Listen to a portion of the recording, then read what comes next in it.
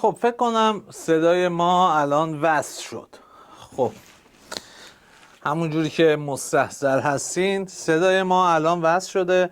ما تصویرمون هم از این گوشه داریم برای برنامه هایی که ما در نظر گرفتیم که ساخته بشه تا مردم بتونن ببینن، لذت ببرن. استقبال شده از این برنامه های ما در شبکه‌های تلویزیونی ما قرار میگیره. احتمالاً در یوتیوب فعالیت کنیم. باشد که نویدی باشه. ما به زودی فعالیت خودمون رو به عنوان شبکه تلویزیونی از آلمان شروع میکنیم. خب کارهایی که داریم انجام میدیم اینه که یک، فیلم و سریال های روز ایرانی رو توی این شبکه تلویزیونیمون ما قطعا میذاریم.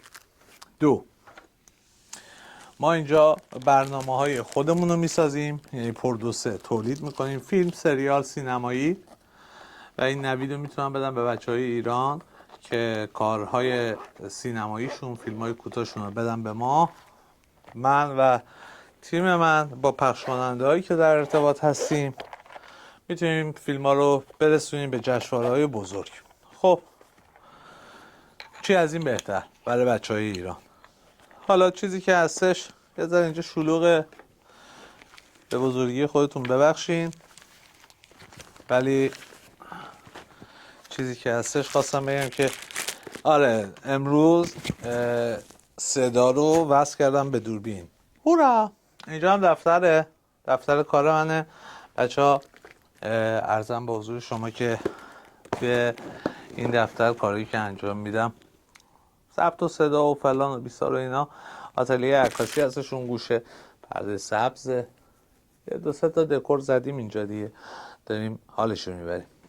خب امیدوارم خوشتون بیاد برنامه هایی که قراره بسازیم. اینجا کموده، شما تو تصویر نمیبینی، من میذارم اینجا.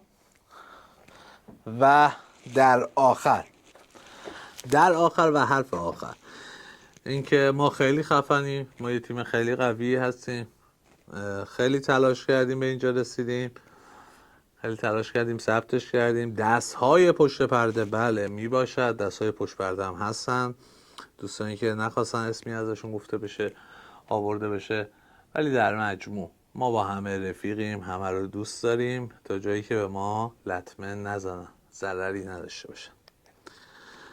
خب این فعلا ولاگو من ضبط کردم.